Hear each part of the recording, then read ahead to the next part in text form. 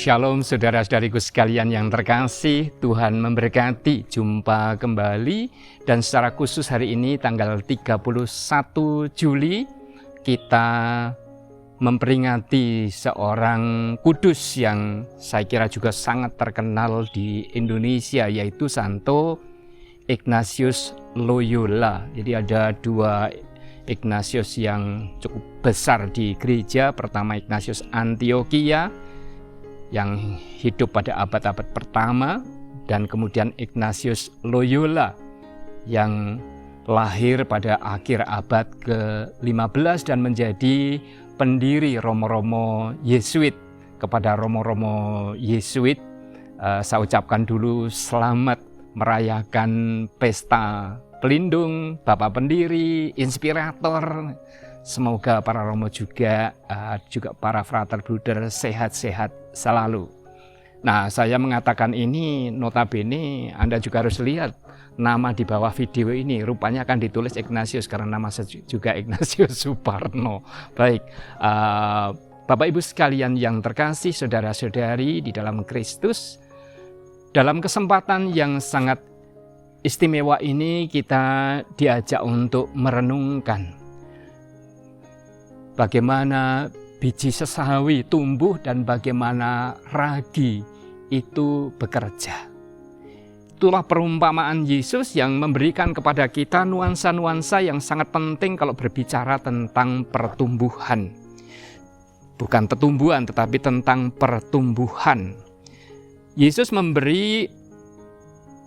membentangkan suatu perumpamaan lain lagi kepada mereka. Katanya hal kerajaan surga itu seumpama biji sesawi yang diambil dan ditaburkan orang di ladangnya. Memang biji itu yang paling kecil dari segala jenis benih, tetapi apabila sudah tumbuh, sesawi itu akan lebih besar daripada sayuran yang lain, bahkan menjadi pohon, sehingga burung-burung di udara datang bersarang pada cabang-cabangnya.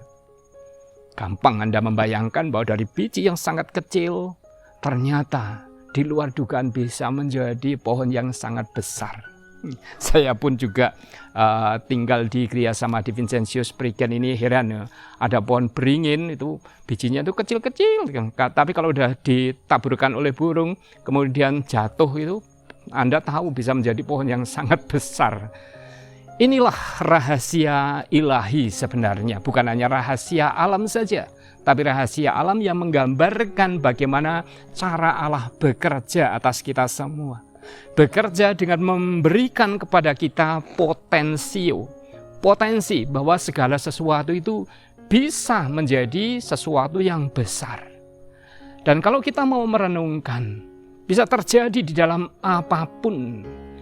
Terhadap orang-orang yang merasa nggak tahu apa-apa tentang iman, asalkan dia mulai, ternyata bisa di luar dugaan menjadi orang yang mampu mewartakan sabda dengan begitu jelas. Ada orang-orang yang begitu, orang sampai katakan, saya Romo mulai dari nol dalam bisnis ini, untuk menggambarkan betapa kecilnya awalnya. Padahal yang mulai dari nol itu biasanya pom bensin, mulai dari nol ya Pak ya gitu. Tetapi inilah kenyataannya, banyak orang itu mengatakan mulai dari nol, dari yang sangat kecil, tetapi di luar dugaan, bahkan di luar benar-benar kalkulasi logika pribadi orang bersangkutan, ternyata bisa menjadi perusahaan besar. Sekali lagi, kemungkinan selalu ada. Gereja sama. Gereja yang dibenihkan oleh Tuhan, apakah langsung besar? Tidak. Mulai dari kecil para murid, mewartakan keluar harus dihantam oleh penganiayaan. Apakah mati? Tidak. Yang kesebar karena penganiayaan itu tanpa diduga juga bertumbuh, membesar, dan membesar. Itulah gereja. Dan Anda heran bagaimana gereja menjadi hitungan miliaran seperti saat ini. Baru yang saat ini. Belum lagi sejarah yang sekian panjang yang mengimani Kristus. Belum lagi orang-orang yang tidak langsung mengatakan aku Katolik atau Kristen atau Protestan, tetapi di balik itu hatinya juga sangat Kristiani. Ada orang-orang yang seperti ini. Artinya apa? Potensi dari yang kecil sampai besar, kalau Tuhan mau, Tuhan menanam, segala menjadi mungkin. Inilah perumpamaan yang diberikan oleh Yesus kepada kita semua. Karena itu jangan merasa terlalu kecil. Karena kalau Tuhan mau, Anda bisa bertumbuh. Yang kedua, dengan perumpamaan ragi. Tidak banyak orang yang sungguh-sungguh bergaul dengan ragi. Biasanya orang yang membuat roti atau membuat tempe itu memakai ragi, semacam ragi juga untuk mengembangkan roti atau menjadikan ada fermentasi di antara kedelai-kedelai yang nanti akan menjadi tempe itu. Nah, ragi-ragi itu juga misterius. Misteriusnya ini juga bahwa hampir juga seperti pohon, menjalar ke sana kemari dan tidak terdeteksi kadang, tidak tampak. Seperti halnya membesarnya pohon, orang kadang tidak tahu. Demikian pula kemungkinan meluasnya ragi. Orang tidak bisa lihat satu persatu kemana ragi ini. Tapi kenapa kue ini bisa mengembang? Kemana ragi ini? Tetapi nyatanya tempe itu kemudian keluar seperti serabut-serabut lembut itu, yang menyatukan kedelai-kedelai itu. Itulah kerja ragi yang memberikan pengaruh secara pelan-pelan. Pengaruh. Karena itu Yesus juga pernah mengatakan, kamu jangan terkena ragi orang Farisi. Karena hal buruk orang Farisi pun juga menjadi seperti ragi, memberikan pengaruh. Dan inilah hidup kita juga, hidup yang menjalar lewat pengaruh-pengaruh ini. Sadarilah bahwa apa yang Anda lakukan atau yang kita lakukan akan dilihat orang lain dan akan juga ditiru, entah itu baik, entah itu buruk. Banyak orang yang bukan memberikan sebenarnya, tapi melakukan action-action tertentu yang agak bodoh di depan anak kecilnya. Kemudian anak kecilnya niru. Meludah sembarang tempat tuh. Ada yang niru bapaknya buang sampah, anaknya ikut buang sampah, ibunya memaki suaminya, anaknya ikut memaki. Inilah kadang orang-orang ceroboh yang kadang tidak menyadari arti pengaruh. Tetapi pengaruh juga bisa menjadi pengaruh yang baik. Ketika Anda hadir dalam kesejukan, dengan kelembutan, ketenangan, orang juga kemudian akan merasakan ketenangan, juga pada akhirnya akan mencari hidupnya juga dengan ketenangan itu. Ketika Anda menjadi orang yang sungguh-sungguh bertekun, waktu yang Anda miliki tidak hanya dihabiskan untuk TikTok, tapi di luar kebiasaan orang-orang pada umumnya, tiba-tiba Anda minggir membaca buku. Mungkin anak kecil akan juga melihat, membaca buku. Om, baca apa om? Ini cerita bagus. Anak-anak bisa tertarik dan kemudian juga ternyata bisa belajar hal yang baik itu. Hal-hal yang baik, apapun juga bisa menjalar, bisa menular, bisa berpengaruh.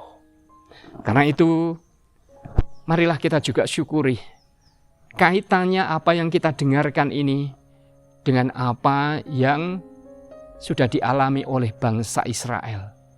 Bangsa yang bergulat dengan kesulitan-kesulitan, dengan kehidupan sebagai orang asing di Mesir, terusir dan kemudian hidup dalam aneka kesulitan.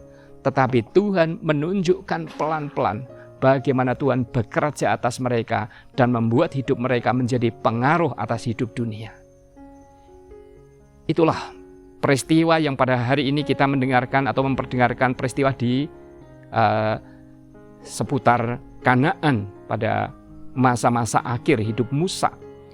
Tapi saudara-saudaraku sekalian, ketika kita juga mengingat bagaimana Santo Ignatius dan teman-temannya bekerja, gereja bisa terkabarkan kemana-mana juga jasa mereka.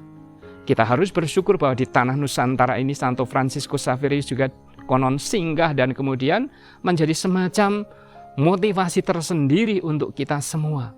Bahwa bumi kita, yaitu Nusantara, menjadi tempat berpijaknya orang-orang kudus. Meskipun dalam arti tertentu mereka lewat, tetapi lewatnya orang baik juga adalah pengaruh yang baik. Semoga setiap lewatnya Anda, kemanapun Anda pergi, senantiasa meninggalkan pengaruh yang sungguh-sungguh baik, yang akan indah, kemudian menghasilkan buah pada waktunya, yang sungguh menggembirakan masyarakat, terlebih menguatkan iman setiap orang yang menjumpai Anda sekalian. Tuhan memberkati Anda dengan kekuatan-kekuatan dan berkat-berkat. Amin.